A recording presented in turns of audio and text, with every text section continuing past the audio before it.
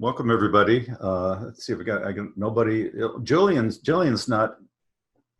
She's trying to get in again. Let me see if she can get in a second time here. So this is our first virtual meeting.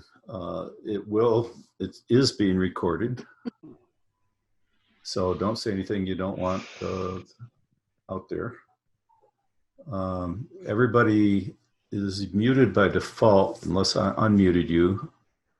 And if you're unmuted and you are making noise, maybe you should mute yourself so that it doesn't interrupt somebody who is talking.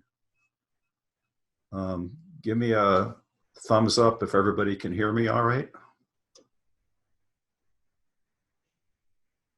Kathy, can you hear me? Okay, good. All right, well, this is working pretty good. I think we got, it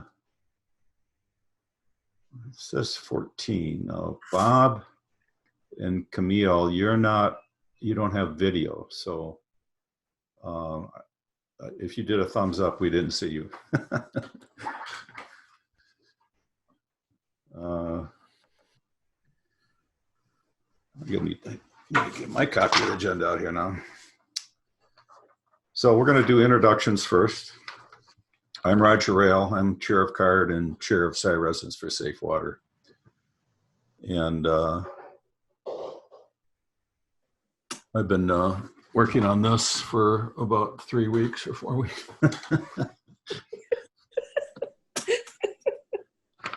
So I may look like Santa Claus if we sequestered that long.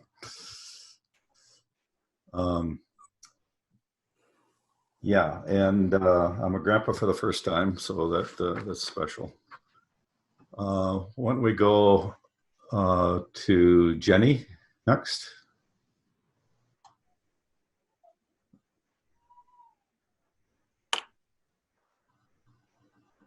The spacebar trick wasn't working for me. All right, so Jenny, I'm the public health engineer for Washtenaw County Health Department. Yeah, executive director for CARD too. And then Beth, you want to go next? Kind of go down my list of names. Beth Collins, secretary of CARD and resident of Ann Arbor. No, Vince and Rita, you're on the same call, so why don't you both go? So Vince Caruso, board member of CARD and coordinator member for the Allen Creek Watershed Group, Ann Arbor resident.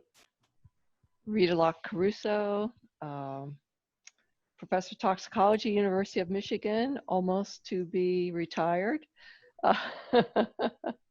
I graduate my last PhD student this Friday. Wow. And Stephen, Number you're 20. Next on my grid, so why don't you go next? You have to unmute yourself. I'm trying. Yeah. Well, I just unmuted you. So, yeah, I think So I'm Steve Brown. I'm with the Sierra Club and the city's Environmental Commission. Okay, Patty. Trying to unmute you. There you go. Patty McCall with Tetra Tech. Congratulations, Rita.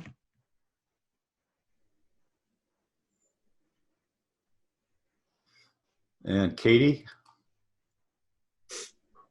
Hi, I'm Katie Jositis from Congresswoman Dingell's office. Yeah, she's been busy. Bless you. And Bob. A little bit.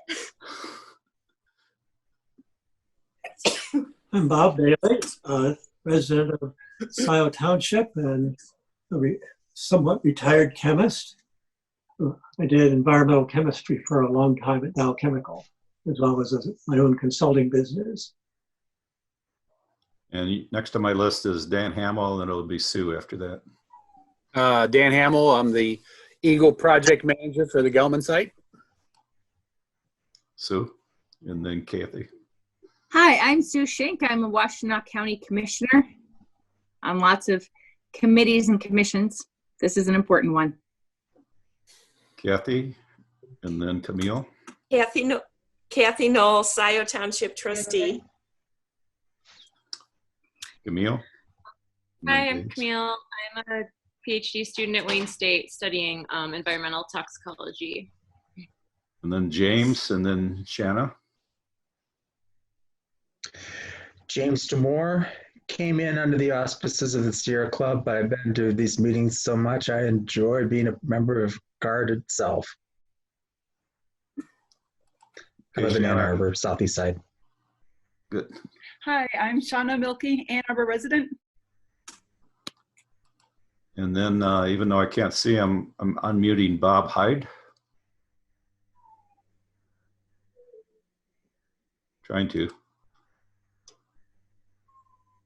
Maybe he doesn't have he might not have a microphone. And then I see Jillian finally made it in, so, oops. Hi, Yeah, me? I can hear you. We couldn't hear Bob. He looks like he's trying again. Here too, hi. Oh, okay. Talk about yourself, Bob. Oh, I'm Bob Hyde. I'm a Scioto Township resident, and I'm really glad you guys are needing to resolve this plume issue. I know it's going on a long time. And Jillian, you want to say a little bit more about what you're all about? Well, I'm a Scioto Township resident, and I became involved with Scioto Township over the trash issues, and it's escalated to everything else that I'm into in the township. And now I'm running for supervisor in the August election. Okay, once again, if you can't read the agenda next to my head here, you can go to the chat room and click on the link there and bring up your own copy. So let's see, I think Beth, we're going to let you take the next item, which is approval of the minutes from the prior meeting. Yes. Do I have a motion to approve the March minutes for the board? From any of the other board, or I can move. Do I have second? I second.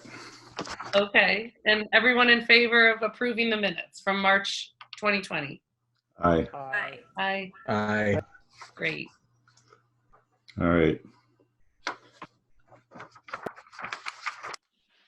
So the next thing is to go right into the old business, starting with the action items left over from prior meetings. Dan, I think this is all your. Yeah, most of it is mine. I had a couple questions. The A is the status of the trend analysis. Like I've been saying, it's still ongoing. It will be finalized as we implement the modified CJ and change the monitoring plans. That's how we are going to change the monitoring plans. There'll be a trend analysis component of that evaluation to identify which monitoring wells will be sampled when, how often. So that is still ongoing. Oh, I lost. Oh, there we go. Roger, you. I think I've mentioned this before. Roger has submitted some comments on behalf of CARD. I got some comments from Larry Lemke. So that those comments will be incorporated or reviewed as we move forward to complete that our review and utilize the trend analysis for the monitoring plan. The status of new compliance wells in Scioview development. If you remember, we authorized and approved. You're on mute. Yes. Did someone say something? Can you hear me? Yeah. Yeah, we can hear you. I don't know who was unmuted there for a minute. Okay. The next one is the status of the compliance wells. If you remember, we authorized and approved proper abandonment of several wells, monitoring wells, and a couple of those were compliance wells, compliance monitoring wells that are identified in the CJ in that Scioview development location. And as far as putting new wells, replacement wells in, we will do that as part of the implementation of the next phase of investigation related to to implementation of the 7.2 criteria. So final locations will be determined during that process to better locate the wells to monitor the 7.2 criteria and identify wells that will be used as compliance wells. The compliance wells definition in the current CJ is are the wells that are sampled to make sure they are make sure that the Gelman is in compliance with the currently is 85 ppb cleanup criteria. The CJ identifies that compliance is the wells at well concentrations at greater than 85 ppb currently would be out of compliance, and so the Gelman would be out of compliance with the CJ. So we will put the new replacement wells in once we get everything started back up again with the investigation and additional wells needed for implementation of the 7.2 criteria.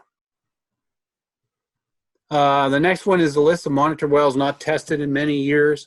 I have a partial list of that. I'm still still generating that list.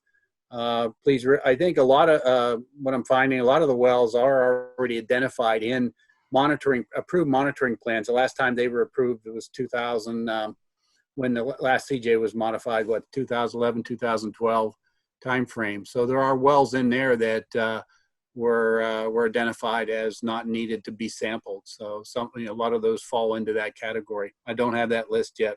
I hope to have it soon. And then again, we will review all of the monitoring wells when we implement the 7.2. So whether the wells that aren't being sampled right now will be sampled in the future because of the change in criteria, that will be determined and that will be identified in the updated monitoring plans. The status of the Allen Creek Drain MS4 violation. I've checked with our people this week, and it's the same as it was. We've been identifying there. We're working. Water Resources working with EGLE. I mean, with RRD, and then also the Washtenaw County, and they are. We haven't gone any further than we did before. Last time we met in March, it is the same status as then. So I don't have any new information about proposed possible MS4 violation and that situation. Like I said, that's a WRD, Water Resources Division component, handles the MS4. We have given updates back. I think Water Resources, Christy Alwyn gave updates back to Dan Bicknell, and then also more recently to the EPA for questions. Dan was talking with the EPA, and the EPA MS4 program lawyer asked some questions, and so Christy has been talking with him and gave him an update of where it stands as far as the Water Resources Division. I don't know about the next one, C. That's not my. I can jump ahead though to D. Email communications through listserv. Because of the COVID problem, listserv, what I was doing when I would send out on the listserv, that's that list that you can sign up for, and I would send out updates every so often of when things were posted, and that privilege has been taken away because of the COVID situation. So that will, once the situation is resolved, undoubtedly I will get that permission back to post, to send out notifications under our listserv. So that's why you haven't been getting them. So repeat that again so we can better understand. The listserv, remember I have, there's a list, you know, that I used to send out for the notifications when I would update the web page and that type of thing. Yes. I haven't been receiving those because the privilege had been because of COVID, because of communication issues and wanting to manage the COVID information. They just took down the listserv privileges of, for example, of Gelman that I had. I had privileges to go ahead and post things on that, notifications. And that has been taken away temporarily.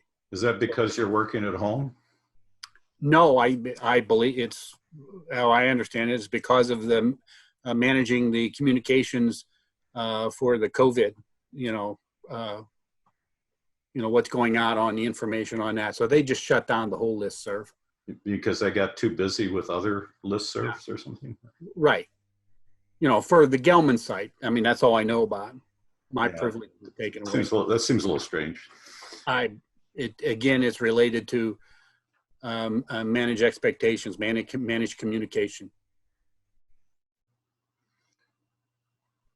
Is that pretty much it that you have then? Do you have any news? Under old, any new?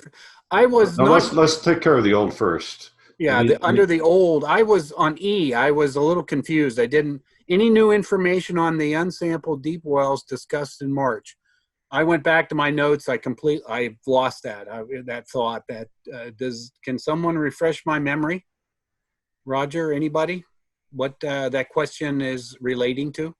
Well, I think it relates to some of the wells that haven't been tested for a while. Okay, so it's related to what I had said earlier on the list of wells are not tested.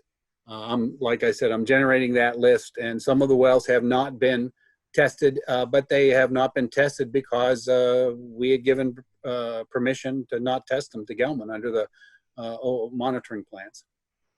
But that must mean that they requested not to be sampled. Some of them, yes. Because some of those are down gradient here, down in this area here. Again, I haven't done that area down there to confirm. What I was going to do, Roger, if you had, I know you sent it to me, but if you could send that email again or that Excel table again relating to what wells that you had noticed that down gradient that had not been sampled. Okay. I can cross-check that. Jenny had also sent me a list of wells that she had noticed that had not been sampled in a well and requested similar type evaluation of to update her list and update the map. Okay. Well, Beth and Jenny, let's get together on that. Somebody make a note for us to talk after the meeting. I believe you sent it to me, Roger, but it's I have old RAM memory chips in my head, so I don't. Yeah, I don't remember a whole lot that's going on the last month or so. Yep. Well, before we go on to the new items, are there any, and Vince, you're going to have a little update in here too, but before we do that, is any discussion on the things that Dan had, anybody want to ask questions about that? I'm going to quit sharing the screen so I can see the full grid here. Hold on a second. Stop sharing. So if anybody wants to ask a question, I guess raise your hand and unmute yourself. We can't see your hand. Okay, I guess that's Vince. Yeah, so can you hear me? Yes. Yeah. So I have a real concern about the MS4 violation. I think it's gone on for quite a while. I think we're getting contamination into the Allen's Creek that's unwarranted. I think EGLE should take more interest in this violation, along with the other state agencies that would be involved. This has gone on for many months now, maybe a year, and we're getting at least 22 part per billion from the last test into the Allen's Creek. So that's a real concern of ours. I think one of the issues is that at the EPA meeting, there was some debate whether this is coming from the pipe or coming from the groundwater. And we know that upstream of the West Park, it's non-detect, and it's detect at 22 at West Park. So it's infiltrating into the drain. It's in the groundwater. I don't think there's any argument on that logistically. I think that's obviously what's happening. And I think we need to make sure that we don't just allow more unintended consequences here just to go without recognition or action. I think it plays into a lot of the issues that we're going to have here and discuss probably later about groundwater contamination percolating in the basements. Anyone else? I can only say, you know, that I checked and the Water Resource Division, Christie's group, you know, knows about the concerns. They're working through, you know, they haven't forgot about it. They're working through and have been discussing that with the EPA. They've discussed discussions with Dan. I mean, you know, and so that's where we are as it stands right now. It feels like a runaround. It doesn't seem like we're getting much action from the state level to deal with this violation. It's pretty clear in the state law that any contamination needs to be cleaned up unless there's a permit, and there's no permit for this contamination. That's a real concern I have, and I think other CARD members also have a concern of that. Yeah, I think everybody feels that way. I had a question for Dan. I was a little bit confused. Maybe I wasn't listening carefully enough when you started, but I would like you to clarify about what you were saying earlier at the beginning of your talk about the 85 parts per billion limit in the wells in the consent judgment, because we had the situation on Charlton and Glendale where the well exceeded 85 parts per billion 2 months in a row, and there was the letter from the Attorney General's office. So can you kind of just make that clear for me? Yeah, there's two. The site is split into several locations: Western area, Eastern area, and Little Lake area under the current consent judgment. The compliance monitoring wells that I was talking about that up in the Scioview development are in the Western area, which is west of Wagner Road.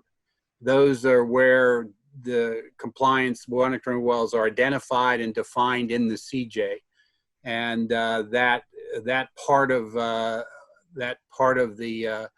Western area portion described in the CJ identifies the use of those wells as a evaluation of the non-expansion objective in the Western area.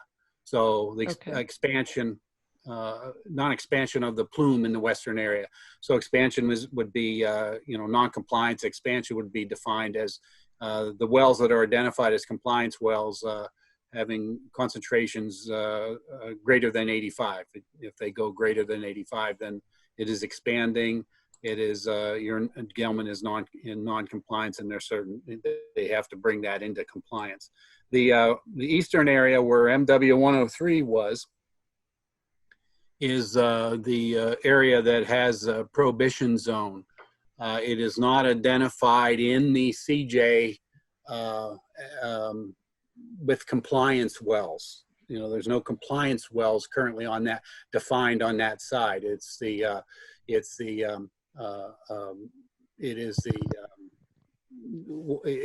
know, the objective on that side is within the prohibition zone, that the concentrations can't go outside the prohibition zone at greater than 85. What occurred there, what we did in between or after the CJ was there was concerns at MW 103 increasing, and what we did was do basically a regulation letter or a letter to Gelman identifying our concerns at 103, and then what we'd like them to do. 1, 2, 3, 4. What? It looks like 4 months, 4 samples out of the last, 8? Yeah, there was a couple samples. So what we had come up with or identified what Sybil had done back then was, well, EGLE, DEQ back then had identified and sent a compliance letter to Gelman. They had the letter, but didn't really identify that they would accept that. We would have to go after them basically in court potentially to enforce that compliance letter, what was in there. And basically it said that if at MW 103, if concentrations were greater than 85 for 2 consecutive months, and they needed to do some more work, evaluation of, okay, is there going to be an expansion, or is there going to be concentrations going outside the prohibition zone greater than 85? What had occurred is when that occurred, again, we have been in that confidential negotiations of what we're going to do in the additional work that will be required both on the western area and the eastern area. And so the AG, in discussions with Gelman, identified that, you remember the letter, the letter from the AG identified that this issue will be taken up taken up within the confines or the negotiations of the modified CJ. She wasn't too happy with it. But the problem is that in the meantime, there's no enforcement of anything, correct? Until there's some product from the confidential negotiations, that well, and any well, is allowed to just keep going up. The contamination. Well, that is the objective that is in the current CJ on the eastern area. What's the objective? The objective is that concentrations greater than 85 cannot go outside the prohibition zone. So, but are concentrations? Go ahead. Okay. I'm sorry. Right. As I've said before, I mean, contamination under the current risk management application of the CJ is allowed to move around within the prohibition zone. So it does move around, but if it would go outside that prohibition zone at concentrations greater than 85, then they would be out of compliance. The 103 issue is inbound from the prohibition zone. I don't remember exactly how many feet it is inbound, and we added a little in a letter form. Added a little compliance letter saying, hey, we want you to do more work if these things if 103 goes above 85 for a couple of months. It's not outside the prohibition zone yet, but you need to do more work. Well, when it occurred, the decision was, because we are in the negotiations that we'll be adding wells, implementing the 7.2, that we're not going to, the AG was not going to pursue that at that time in court to force that, to enforce the letter, the compliance letter about 103. Yeah. Well, what it really comes down to is that the compliance standards were negotiated early on when people didn't think it would really even get close to 85 parts per billion at the prohibition zone. Otherwise, they would have made the prohibition zone bigger. So this is just an indication of the failure of everybody early on to understand the severity of this problem, and it continues. And in fact, we can't do anything because it's in secret negotiations. We can't even, it shouldn't even be 85 anymore. It should be 7.2 or 3.5. And you can see how we've been tied up in court on this. So this is, it's continuing the problem without really taking care of it. It's just allowed to spread. As a neighbor of this well, I would like to state that it's really concerning that we're getting such high concentrations that are probably migrating up the aquifer. My cousin is a geologist in Maine with RECAP, which is a NGO. Been 40 years in geology. He visited us 2 years ago and said that these aquifers crosstalk routinely. There's a lot of effort on the aquifers to equilibrate themselves. So we have a lot of wet basements on Charlton, on Glendale. That's the maps we've shown you, time and time again, surveying homeowners who have a lot of wet basements. 50% of the basements in this neighborhood have wet basements. And it's a real concern that we're allowing this contamination to migrate into an aquifer that is now cross-talking with higher or closer surface aquifers like we see at West Park. And it's a matter of time, and I don't know that it's going to take that long for it to increase in concentrations outside of West Park. And I think we need to make sure we jump on this. That's an item later in the agenda. I know, but it's just, this is an important issue. So hold some of that thought for that. Yeah, okay. Did you want to say something about anything more about the sampling near the BandShell, or do you want to incorporate that into the? I can wait and just cover that all at once. Yeah. Okay. If that's all right. Let's continue on then, unless somebody's got another question for Dan. Well, we got Ann Bannister coming in. Good. So I think the next thing, correct me if I'm wrong, Jenny or Beth, is the EGLE updates. I'm gonna unshare the map for a moment. So Dan, do you want to go into your new updates? Yeah, I checked this week about the NPDES renewal of the NPDES permit. It is still, as it was in March, it is still an internal review with our Water Resources Division. Again, the process will be, they will give it to Gelman, have discussions with Gelman. Once that is done, then they plan on making it public and having a sit-down public meeting to discuss that. But of course, no date or anything. No. Because nobody can get together at this point. It would have to be a Zoom meeting or something. Right. I mean, it's being delayed. There was another speed bump that's delaying because of what's the current situation that we're in. Yeah, I'm worried that a lot of environmental issues are going to use COVID as an excuse to not do anything. Well, if you have followed with the EGLE, that's public. There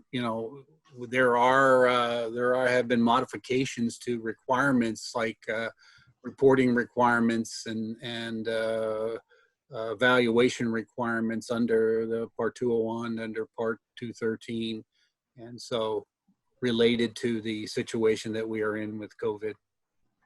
Stay home, stay safe situation. When you say, so what are some of those, how would some of those things impact what we're talking about here with the Gelman situation? Not really with Gelman, because the CJ is regulating the current CJ. So were those changes good or bad for the environment? Well, they're more on the bad side of the fence in the sense that, there can be delays in evaluation of contamination, at sites, underground storage tank sites and other sites, and reporting requirements because, they can't get in the field and gather some information. So there has been already some movements that way of allowing some delays. EGLE has allowed that. Anything else on the update side? The next one is the homeowner well sampling. That's really, I was going to kind of pass that on to Jenny. I'm sure, my understanding is because of the COVID, I mean, no one's going to be going out and knocking on doors yet. So Jenny, if you could say a few words. Yep. There's nobody from the city here to speak directly to that. The state lab only accepts dioxane samples on certain predetermined or pre-scheduled weeks. So due to COVID, we had to cancel our April and May sampling events. So the next one will be in June. I'm going to interject something though. The lab she's talking about is the water lab. What is it? It's not the state environmental lab. It's the water lab that has windows for the counties to submit dioxane samples. The environmental lab, you can do more, kind of not on a strict schedule. So sorry to interrupt. No worries. So we still are getting the samples. It's just going to be, instead of spreading them out from April through June, they're just all going to come in June. So we'll just be busier for our department. And then that's the majority of the samples. And then those who are sampled twice a year will get sampled again August or September. Jenny, is June looking good? Like, do you think you'll be able to do that in June? I don't know. We are planning to reopen and see how it goes on the 18th. So, hopefully we can social distance. We don't usually go in people's homes. I don't see why we wouldn't be able to do it. But we are going to have to deal with a backlog of work from the last few months. So. So, and as a refresher too, this year there is a much greater number of wells are going to be sampled because we had some of the new detections within, last year out to the west, and that I believe the number of analyses or samples were going to be greater than 200. Where in the past they've been at around 100 and between 100 and 120. Is anybody created a map of those new sample areas yet? Yeah, Jenny has one. Yeah, we have maps. Yeah, 'cause I'm not sure I've seen the electronic copy of the map. It'd be good to have the XYs of the wells too. I've shared the map at a previous card meeting. I can send it to you, Roger. But I was thinking the data for the maps. I do not have XY for their well locations. I just have the property. My map is just a dot in the middle of their house. I see. Do you can you export that as a KML so I can put it on the Google Earth Mashup? Sure. Thanks. Then the next one is what's new. I've been still posting on the webpage about the reports. The most recent March reports, the database is updated, and today the Gelman's first quarter progress report was posted. So that's the one that has expanded. It's the expanded one. Excuse me. That has the maps in it. So the first quarter and the third quarter, they provide, as part of this progress report, they provide the ISO concentration maps, the plume, ISO concentrations and groundwater flow maps with it. So that report is now posted on our webpage for 2020. Yeah, in fact, I downloaded that earlier today. And the sorry. On their flow maps, they on some of the areas around DuPont Circle, they still use an average of the shallow and the deep instead of doing a particular flow model using just the deep, which are the ones we're concerned about as it goes north or northwest or northeast. And that, it should be a no-no to average a shallow and a deep well to do your flow analysis.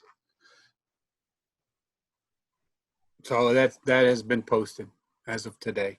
If people want to go in and look at the what Roger's talking about, those components or sections of the maps, the the groundwater flow maps, you can see what he is pointing out and concerned with. I'll bring up a little bit of it here in a minute.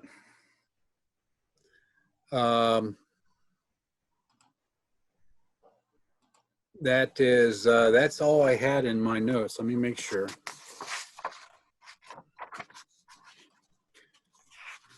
Oh, Yeah, I do have one other thing related to the web posting.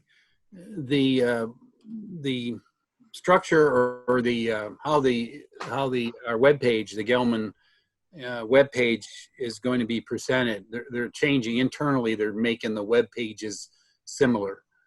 All the information will be the same in there. It'll just look a little different. They're all going to be very similar looking. So that is occurring. So sometime in the next probably couple months, you may see it may look a little different. You just have to look. The same line item, same components will be there, but they're making all the web pages a similar format. I wanted to give a heads up.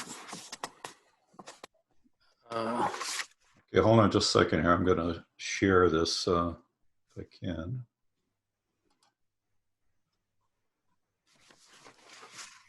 Yeah, find the right one here. I think this is it, or maybe it's this one. This one, I think.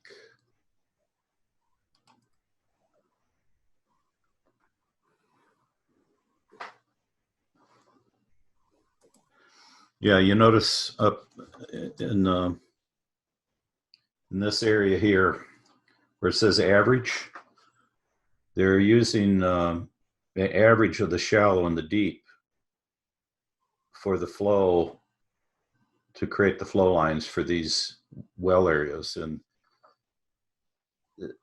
clearly those aquifers are somewhat isolated. So the deeper one could be actually going in a different direction than the shallow one. And yet they continue to use this average so they can make these nice flow lines that show that it's not creeping outside the prohibition zone. Anybody want to weigh in on that? I've noted it down, Roger. Next time I have a technical meeting, I'll make sure I get a explanation of why, what they're doing there, to make sure I understand it and I can bring it back to CARD. Yeah, it's curious because, first of all, I don't think that's a kosher thing to do. And to do it in this area of most concern, where across the 14 here, we've got a lot of homes without access to city water. Roger, is this where Patty and Ann Arbor is going to put the Sentinel wells? Actually not. Their Sentinel wells are a little bit to the east of that. And are those still on schedule? If I could ask Patty, or in north, as I understand it. Yeah, they're in this area up here. Okay. It doesn't show on this diagram because it's not wide enough. But there's other tribute. They're following the flow of the land, and it kind of goes to the northeast here that they're going to put in the Sentinel wells. But there's also a northward component, as you can see from Gelman's own maps, that it's heading straight north. So there's a possibility it can get to a tributary up here, and there's another offshoot that's over 14 over here, off map again. So I just wanted to point that out. So I'm going to stop sharing that right now and then go back. Did you have something else you said, Dan? No, I didn't have anything else, unless there are some questions. Okay. Any discussion on what the new items so far? I have a question. Oh, go Sue? ahead. Sue, I saw your hand go up, Sue. Thank you. I have a Which question. Sue? We've got more than one Sue? I don't know. Sue Shink, okay. I didn't Okay, see your lips thanks. move. Dan Hamel, I have a question, which is, in terms of the flow, is it possible before you have the conversation with Gelman to determine whether their method is appropriate or not appropriate, so you can go into that conversation with an idea of whether it is or isn't appropriate to be combining those two? Because it sounds like, to me, it sounds on his face like it's not. So that you might be able to have a conversation with them about doing it differently, so that we don't have to wait. These meetings are so far apart, and I know that Gelman's not cooperative, but it seems important. I know the people on the other side of the freeway are really concerned about the dioxin possibly going, into their their aquifer areas. And I just feel like everything takes so long, things like almost don't happen, except the contamination moves around. And I just wonder if there's another way to approach it to try to get more movement on the part of Gelman. Thanks. Yeah, we'll take a look at it internally before, you know, Kevin London and I, Kevin's the hydrogeologist, geologist, take a look at that. And we got to make sure that we understand, you know, what they are doing there, and why they're doing that. That's the questions I will bring up to them. But we'll take a look at that and try to have our own opinion prior to that. And I have no problems requesting that, you know, once we find out why they're doing that, their technical reason, if we're not in agreement with that, to request that they do it maybe both ways and see what the difference is with separation of the wells that get groundwater flow in that area, in that specific grid area. Thank you. I had a question. Vince. So I thought, Dan, you mentioned, Dan Hamel, that the Allen's Creek tests that you did in the past were going to be done additionally. Any word on that? No, well, yeah, we have plans in 2020 to go ahead and do that for the same reasons that we're not, you know, Jenny's not doing the res wells. We just are, you know, are only taking measurements or field measurements at sites that, you know, have an immediate risk. So the plan is there. Once we get back to going into the office and planning field work, you know, we will go out and do surface water. You know, my plan is to do the surface water sampling again. The Allen Creek, specific locations in the drain that we had done in the past. Do you have the time frame you're looking at? No, I can't. I'm not going to. I want to manage expectations, Vince, and I don't know. Yeah. Maybe this summer. I don't want to promise, you know, and have Maybe people anticipating. Oh, you know, I'm hoping, you know, definitely in the summer. Yeah. Like I said, like Jenny had mentioned, you know, the things are going to start opening up on the 18th in May here, and then there's a plan. You know, we'll have a plan to get back into the office and start doing some of this field work. You know, we are allowed to do certain field work, right, you know, related to risk. You know, I mean, you know, with immediate risk, but this is not one of the ones. Just yearly sampling is not one of those unless there's another reason, you know, something turns up and we need to go sample something. The other question I had is Bob Bailey had presented his modeling for basement vapor intrusion, and EGLE supposedly was going to evaluate that because the numbers that Bob came up with were vastly different than the DEQ or EGLE's numbers. EGLE was at 1900, I think, and Bob came up with 100 part per billion. It's a concern of ours that, you know, if we had 1,000 up at Vets Park moving towards West Park, the numbers could go up pretty quickly here, and we would rather like to know if the EGLE has evaluated that model that Bob has run, that he presented to Stuart Batterman at U of M. Stuart looked it over. They're still considering differences, but I think, you know, Dr. Bailey's effort was significant. He's done this as a job for a long time. He actually worked on 1,4-dioxane, vapor, fate and transport. So this is not like an amateur effort. I think he made a good faith effort. I'd love to see EGLE evaluate it. EGLE, I will tell you that we have started that evaluation with DHHS, the toxicologists from both groups, because it will affect, you know, the indoor air is the ultimate number that, right, that Bob, that you back calculate to. back calculate from. That we have started that evaluation. I can say that. Right.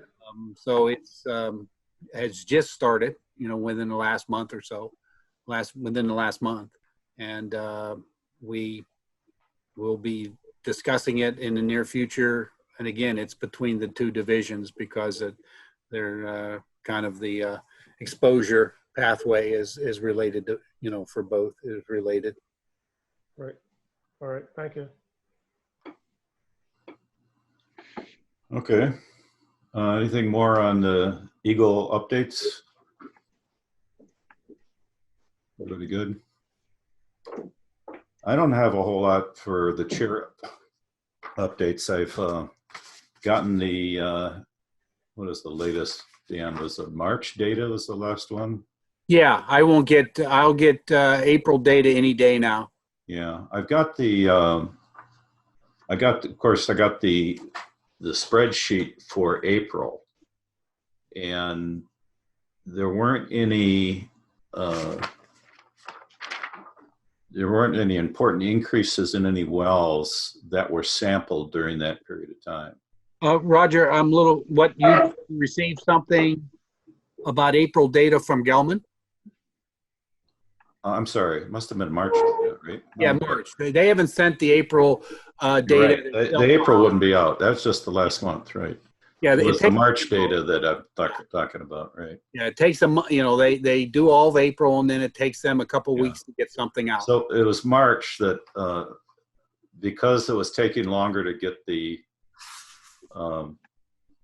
Excel, the Access spreadsheet, I created a little routine to analyze the data from their non-DEQ formatted PDF and take a look and see if any of those were dramatically increasing, because there's always a few day lag between that and when we get the DEQ version for view. And there wasn't anything startling in March. So I'm kind of anxious to see what happened in April, because you reminded me something there, Roger, is I have not sent out those Excel files for March.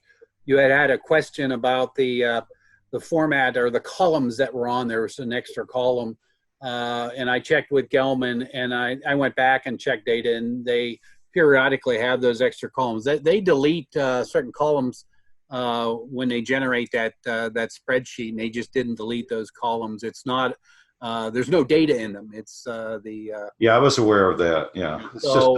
I just haven't sent those out yet as I was gathering that info. I'll do that this week. Yeah, it's good when the formatting is consistent. It makes it a lot easier to analyze things.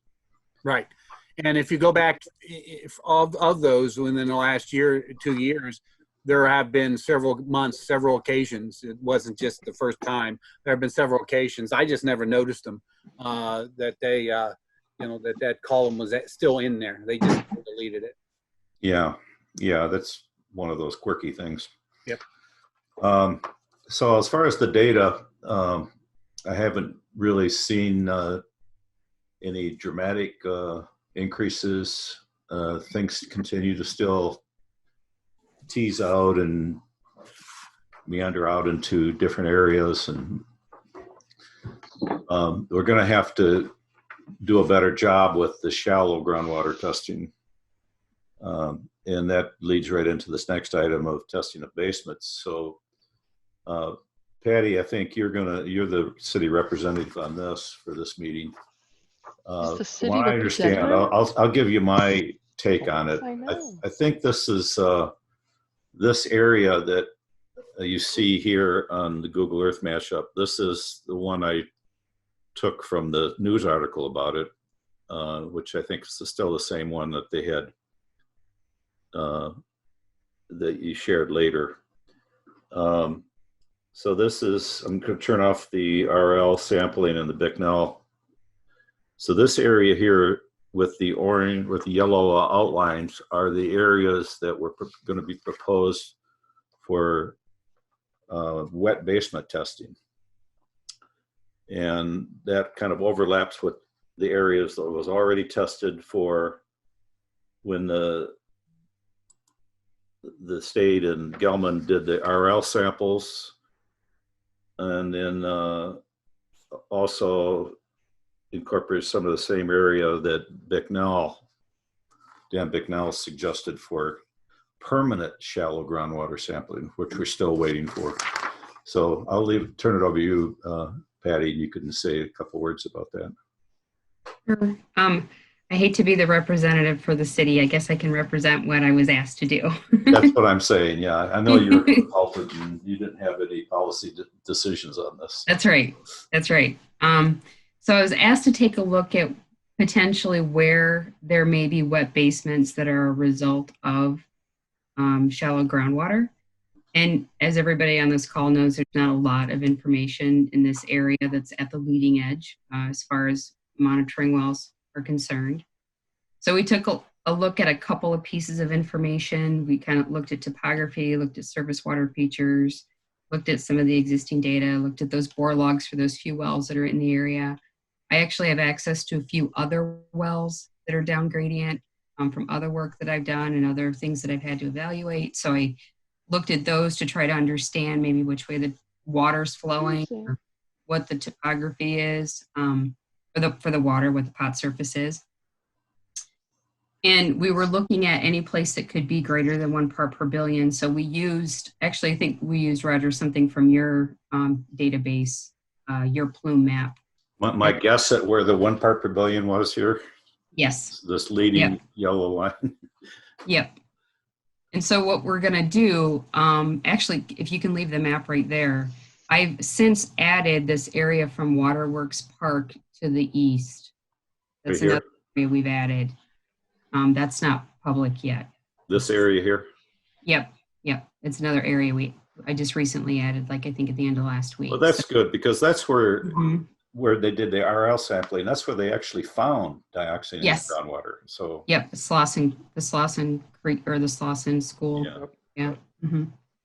So yeah, we added those homes as well that kind of fit all of those criteria. So unfortunately, because of COVID, we're not entering anybody's basements at this point, but our next step is when things come to a point where we can actually figure out how to do a presentation. I'll be doing a presentation for the public, and we're gonna get the letters rolled out. So the homeowners, basically the process is gonna be all of those homes that have been identified will get a letter from us instructing them to call me when they have a wet basement. We'll go in, we'll sample. It'll take probably 3 weeks to get the data and a letter report that goes to the homeowner and to the city of Ann Arbor. In the end, when this is done, of the ones that have been identified, we'll have to figure out obviously what the next steps are. If anything's been detected, we may have to look at additional things. I don't know what the next steps are. Again, that's policy, right? Right. I can give my suggestion. You don't have a contract to determine the next steps, but if you as a consultant, what would you recommend? If let's say you found dioxin in the wet basement, what would your next step be if you were? Well, so my first concern, and one thing that's going to be part of this, is that we do a survey of the basement, because unfortunately that's where most everybody's laundry is, which is known to have a lot of 1,4-dioxane in it. So I think there needs to be some sort of confirmation that that's actual 1,4-dioxane. So maybe it's doing a shallow well right outside that home to confirm it. We want to make sure we're not getting personal care products or laundry detergent, things like that. And then beyond that, it would have to be taking a look if there's any more wet basements down gradient, because obviously the city's main concern is the citizens, right? The residents that are in the city, they've got to be responsive to that. And making sure that they're not being impacted. So the next steps could be confirmation and also figuring out if there's other homes that are in that pathway. But I don't know if that's the city doing that or if that's somebody else. Yeah. Well, this kind of reminds me, speaking of COVID, of what we're up against, the states versus the federal government doing testing. Mm-hmm. Here are the cities doing testing that really should be done by, but should be ordered by the state, paid for by the polluter. I can comment on that, why they're doing it. So this was at the request of a council member or council members, I'm not sure. It was because residents have requested it. They want to know if they've got one portaxine. Right, but here's my thoughts on this. Let's say you go through and you do the sample. Mm-hmm. And whether or not there's any dioxane, that's only going to tell you what's going on at that one point in time. Mm-hmm. It's not an ongoing sampling. It's not real it's a groundwater flow. And we really need to get back to what Dan Bicknell had suggested and have permanent shallow near surface groundwater sampling so that we can see over time if we have a hit, then we know to go down gradient, go up gradient, find out where it's coming from, where it's going to, and follow it. It's kind of like tracing COVID. He asked for that a long time ago. Yeah, but, 2 years ago. and of course this doesn't spread as fast as COVID, but it's the same concept. You know, you're using science, and the state should be the one to demand this because it's our waters of the state. Even though we're not using that water for drinking, it is getting into potentially into people's basements and through seeps exposing in other ways. And I mean, it's fine that the city's doing this, but it's not a replacement for having permanent shallow groundwater testing. I'd agree. Any other comments on that? Anybody? Well, I would like to comment that I found it unfortunate that the city chose not to contact CARD as to what locations we would recommend basement testing. And I think as Dan has said, and what we have talked about in the past, is that we're looking at elevations lower than 7th Street. And you might get some hits on 7th and westward, but the most advantageous tests would have been east from that test point on the West Park path on the southwest corner, say Chapin Street, or on Miller, down gradient, down flow. And I think that could have been much more advantageous for valuable testing. I think we're not getting the best bang for the buck going up on 7th and west of 7th. And I find it unfortunate that there has been no discussions with CARD, as far as I know, about what we would suggest. I think we have collectively done a lot of work on this, had a lot of discussions, have experts in toxicology, geology, environmental cleanups, EPA Superfund. So it's not like we have model designers, PhDs in inorganic chemistry. We have a resource here that really needs to be taken advantage of and not ignored. Thanks. Somewhere, Vince, I think I should have the layer that shows where they already have detected wet basements. Can't seem to find that layer. Well, you have the high water table in green on that map. No, but you had, there was another layer where we actually had locations where people reported wet basements. Okay, I have that. Yeah, it's yeah, and I have that. I just don't. For some reason I didn't have it. That's up in the Glendale neighborhood. That's southwest of West Park. Yeah, that's higher up. It's higher up. I think that's a concern going forward. Well, some of those wet basements could likely be from just perched water seeping in, bad drainage around the house. But down here in the area where we know the groundwater is close to the surface, and along these channels, along the drain, if the house is near those in the low-lying areas, they should be these should be protected. But I mean, are people going to want to? It seems to me people would want to have the dioxide stop before it got to their basement. Absolutely. So to do that, we need to know where's the dioxide that's heading towards people's basement. Right. Anyway. I think, you know, we have West Park as a great example of how we could get a better handle on migration and aquifer contamination, getting closer to the surface. And we basically asked EGLE to do this test in West Park because it was very simple. Going into that pipe, we know there was a lot of groundwater there. I was surprised they got a positive hit, and it's been going up ever since they started testing that. Yeah, and that's again, that's a signal that we need to do more testing, upgrading it in shallow groundwater, and to know what dioxin is coming. This several hundred parts per billion at MW82 here, that is heading right straight for those houses. Absolutely. Well, like I said, the city needs to work more with the CARD group. You know, we're not the enemy. We're trying to solve this problem. And I think it behooves the city officials to reach out to CARD members and seek advice when it seems legitimate and warranted. Good to see you, Ann. Yeah. You want to say something? Well, I did. I don't know, Patty might know more about that, but I think if this was not the intention of the resolution to not ask you guys, it wasn't my resolution, although I voted for it, but I think the intention was to get the wells in, or the tests in the right basements in the right places. I'm wondering, could it just be an oversight that I'm not sure it was intentional that we would. I think there are some people in our city government who do not think that our input is always welcome or wanted, and that's unfortunate. But it's been, you know, the case for years and years.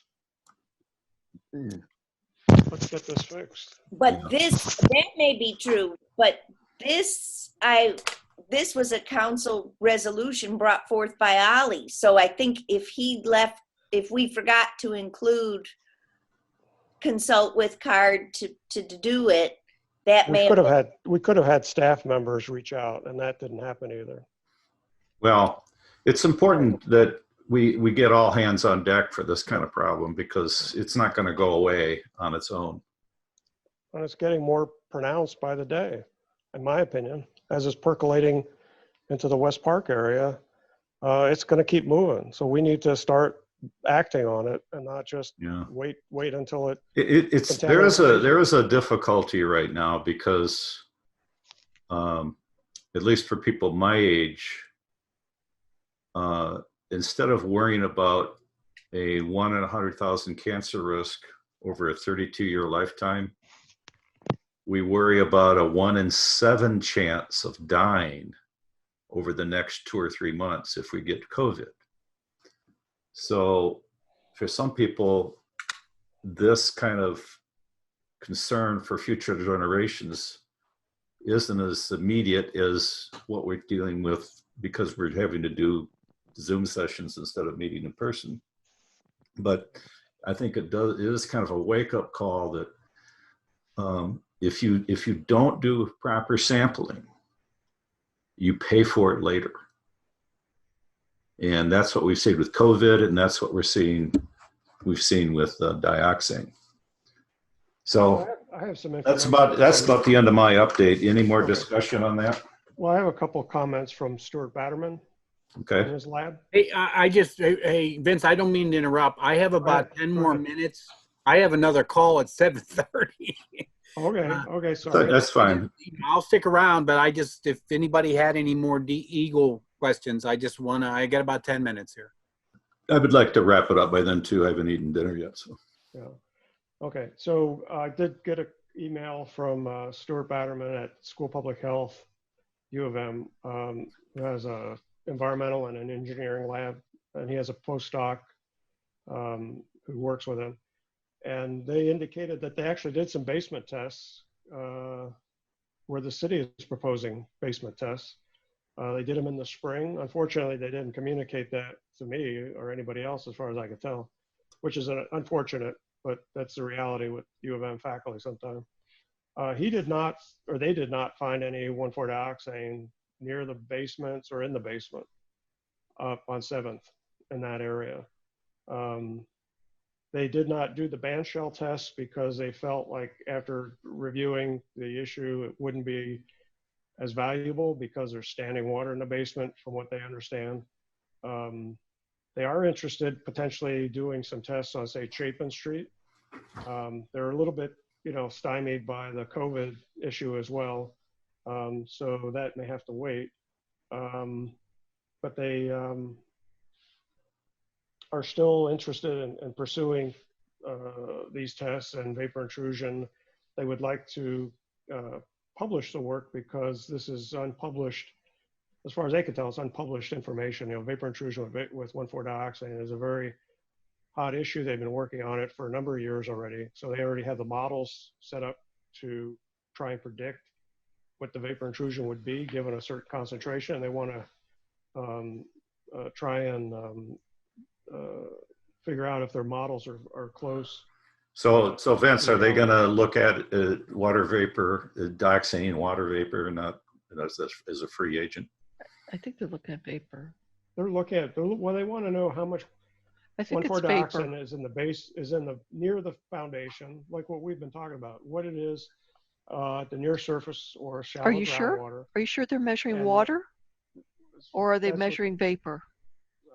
The email she sent indicated they were looking at the water concentration as well, because they want to equate water concentration on the outside of the house or whatever migration comes into the house and how that relates to vapor intrusion levels and the concern they might have with exposures to those vapors that are migrating into the basement, which is a confined space and can be, I think, a problem if you don't have ventilation in the basement, which most people don't. So there are possible houses on Chapin Street that may be amenable, but like I said, with the COVID issue, it may have to be pushed down the line a ways. But they have the equipment and they're interested in doing it. So I think we should take advantage of that. So Vince, is anybody you talked about how they're going to remediate the vapor in the basement? Is it going to be like radon? No. I think Dan Hamel would, but I would imagine it's going to be a fan similar to, but who knows? It depends on the concentration, depends on if the homeowners are willing to put up with that aggravation, because you have the noise, you have the electricity usage, and as well, you sucking on these older homes, you're sucking in a lot of cold air in the wintertime as you exhaust air. So that could be a real discomfort and a real problem for homeowners. And I'm not sure they're going to be too happy with the fact that they have to mitigate something that Gelman has done illegally to their community. Right. I don't know if that's a fair request for these homeowners. Plus, it might devalue the value of their home. Hey, Kathy, nice to have you on. You got to press the space bar to unmute, or maybe I have to unmute you. Let me. Kathy might know more about Ollie's resolution or what went wrong with asking. I wouldn't worry about what went wrong with the resolution. I mean, the idea that we're sampling in people's basements instead of sampling in the groundwater where the dioxine's actually heading that way is my concern.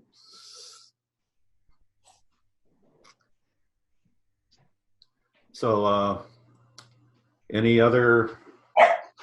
I had a blank item that I didn't fill up. So, anybody else got any news that they want to bring forward? I know Dan's got to leave in a couple minutes. I did attend the water town hall meeting with Representative Robbie and Senator Irwin, and did put in a comment about the about the Gelman contamination. They did address Gelman in general terms, but I made some specific requests regarding vapor intrusion as an immediate issue, and they didn't really address that, unfortunately. But otherwise, it was worthwhile joining in on it and hearing what they had to say. But like I said, unfortunately, they didn't seem to be interested in dealing with some of the specifics. So that's my concern. Okay. Ann. Well, the city continues to have our top secret meetings to discuss the problem. But when we get ready to release it to you guys for your opinion as soon as we get permission to do that.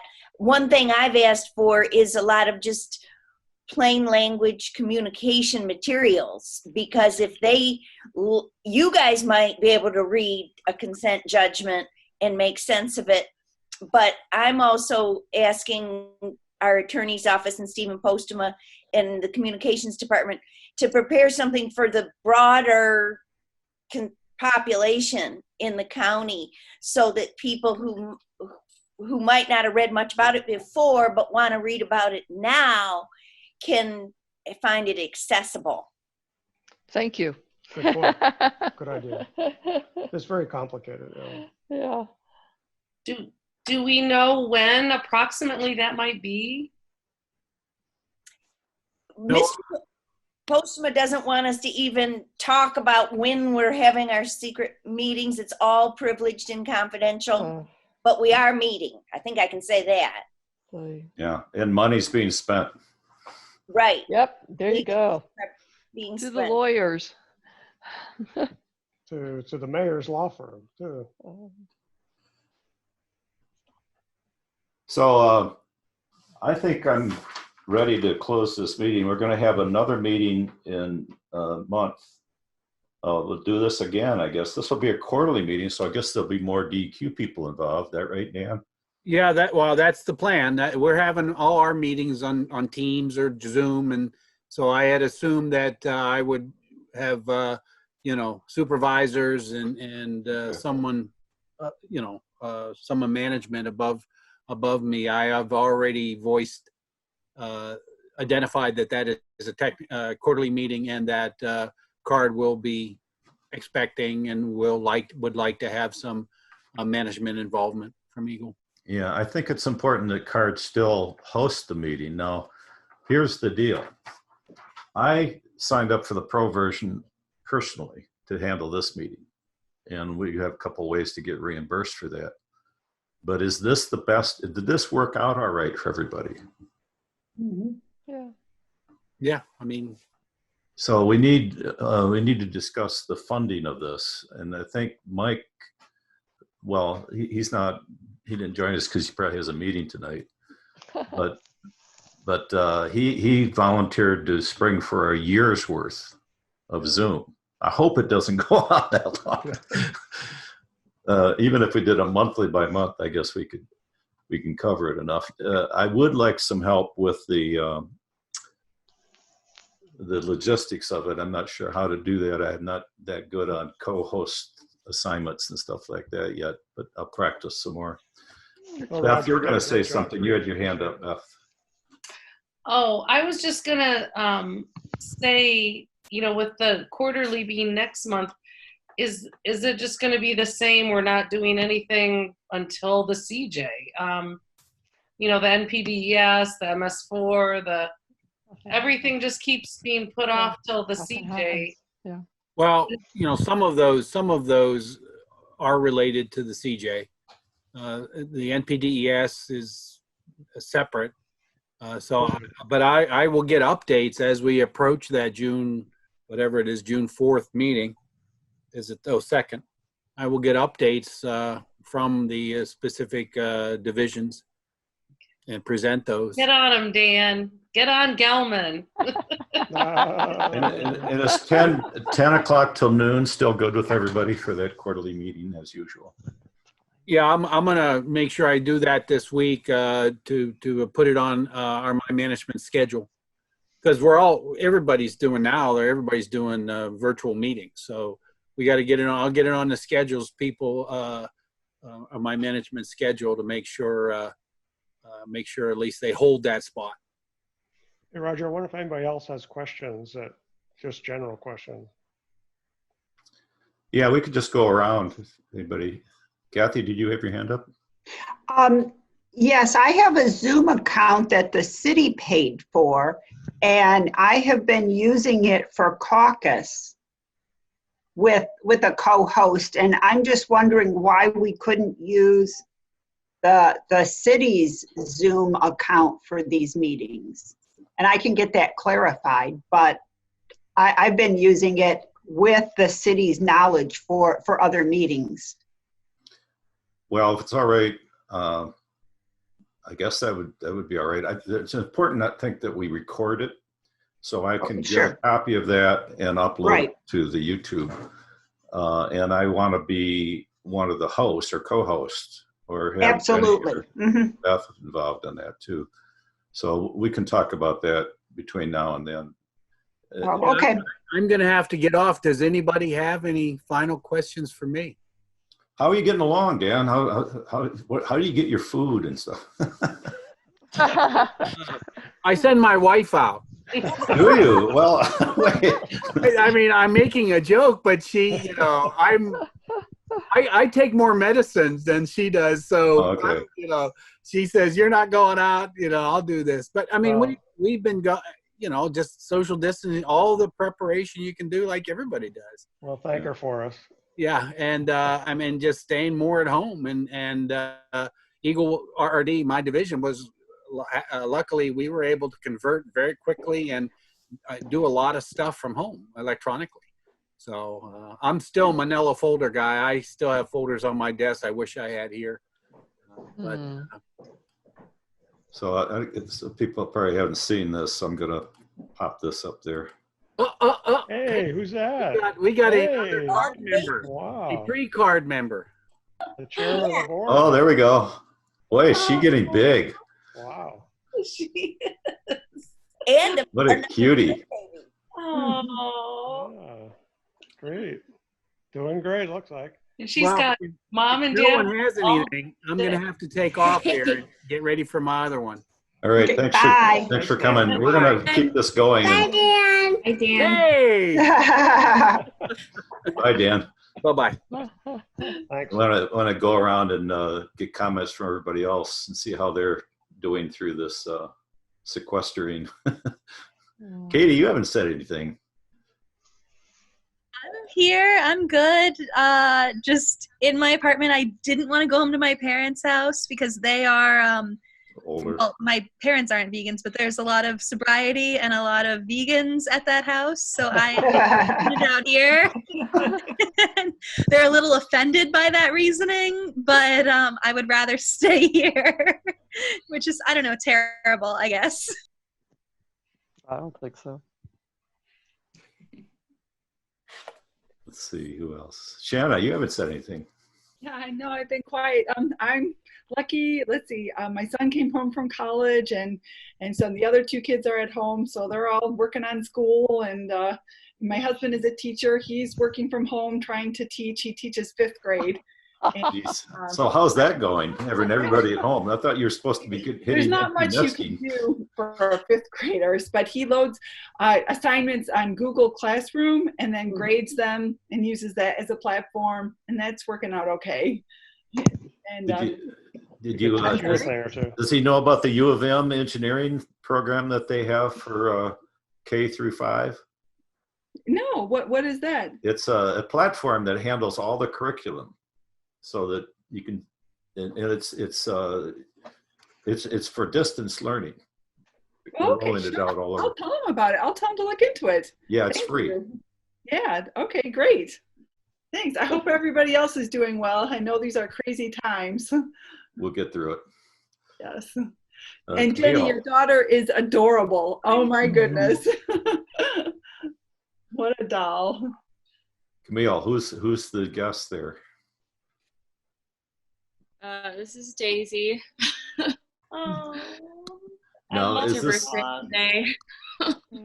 now? How's Daisy adjusting to you being there all the time? I'm assuming you're She all- loves it. She loves it. Yeah, I'm So fine with it also. So now I understand it's going to be a problem for the dogs when everybody goes back to work. And cats. Well, no, the cats can relax. The cats are saying, "What are these people doing in my place?" That's not true. As long as they feed me at night. And birds. The dogs they're are all saying, social. "Am I right there with the dogs?" I mean, the dogs really like you being around, right? Oh, family. Can I ask, Camille, what kind of dog is your dog? I don't know if you can see me. I've got my dog. Oh, there we go. To say hi to your dog. Can the dogs see each other? Big ears. Both of them have big ears. Zooming away here. I think she's a Chihuahua rat terrier mix, but I'm not sure. Oh, there's another dog too. Kathy's She's got floppy ears. Wow, that's a big dog. And I thought that was a stuffed animal at first. Oh, and that is a big dog. Oh my Oh my goodness. gosh, look at Oh, it's bigger than yours. Oh wow. Baby's golden doodle. Close to the camera. This is a 7-pound dog. Who has a 7? So I understand that this is important to have pets at a time like this. For sure. Yeah. I wish I did. Well, I enjoy the walks, but I don't enjoy having to do a walk at a certain time. Yeah. Right.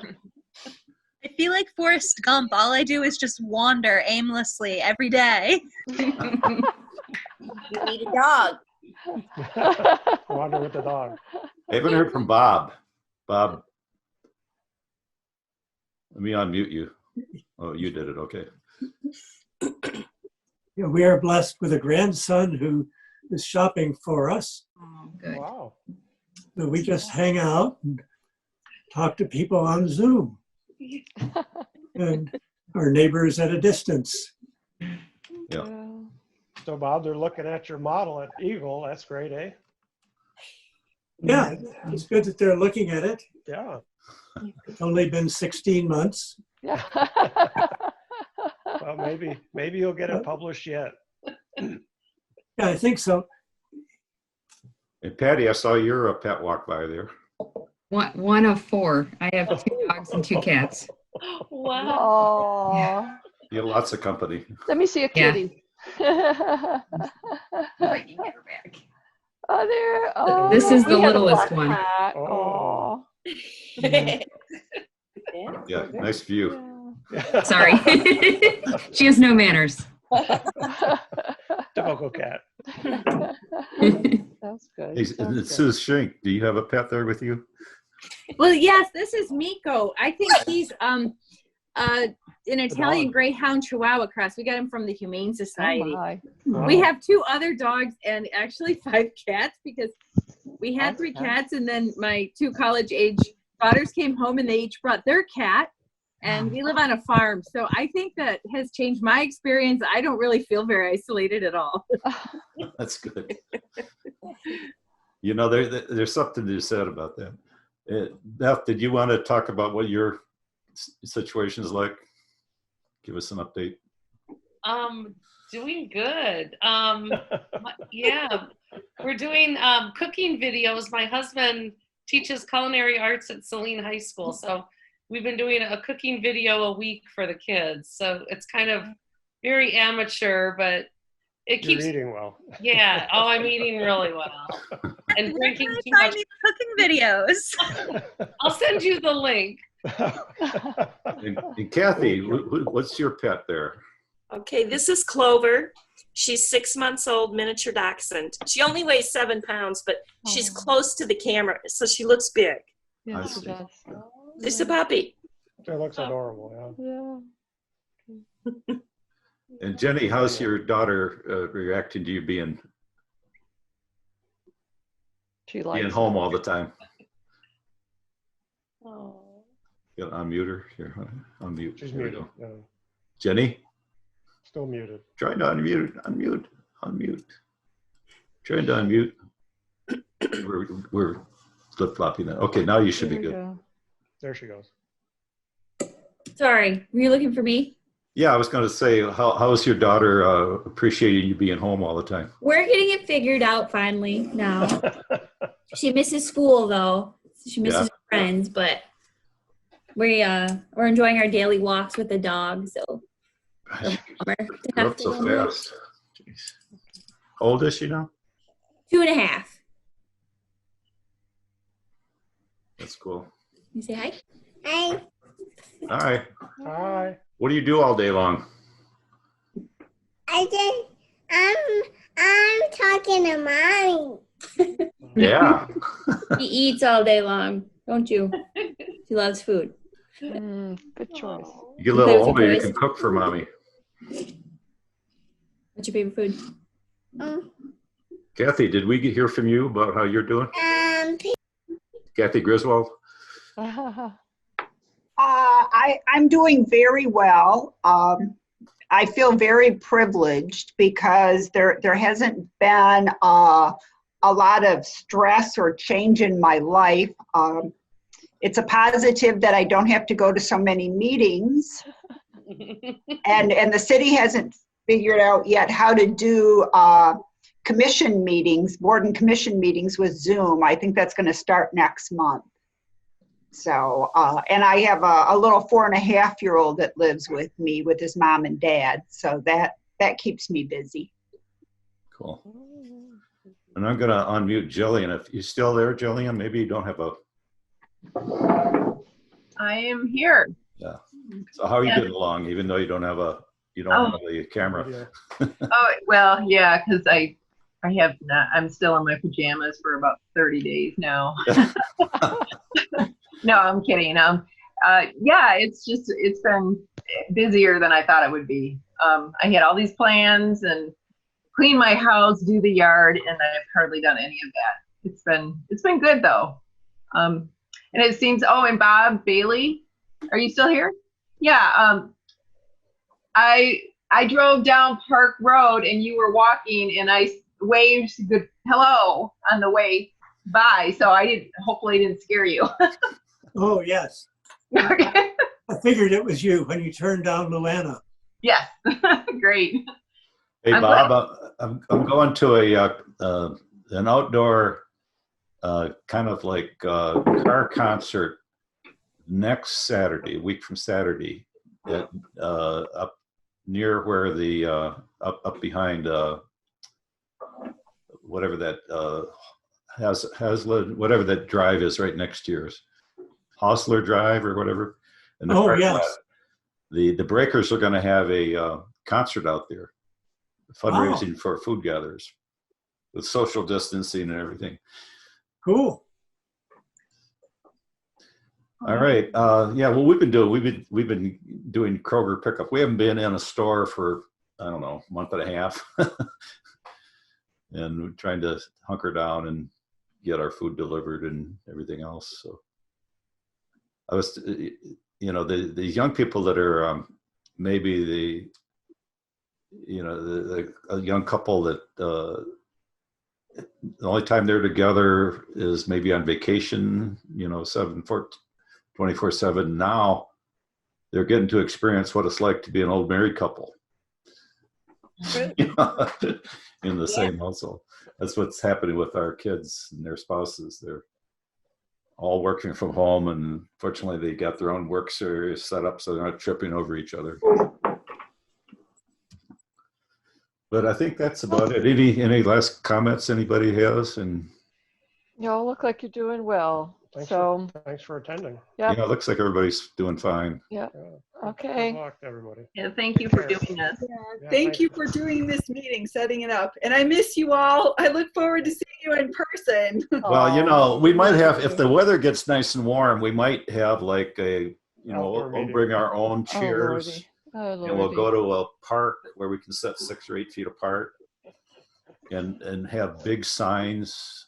But Roger, what would you do without your computer? It just wouldn't work. Well, projection. It'll probably work in the park. You just need a projector and a screen. Anyway. Nice to see everybody. Right, thank you, Roger. Oh, wait. I got one more thing. I got one more background. I don't know if you've seen this background yet, but I found this one online. There you go. How much you charging, Roger? Very cute. There's lots of good humor online. Lots of you got to maintain your humor in times like this. And Yep. everybody stay healthy and stay well, and we'll see you next month. Take care. All right, take care. Thank you. Roger, bye everyone. Wash hands.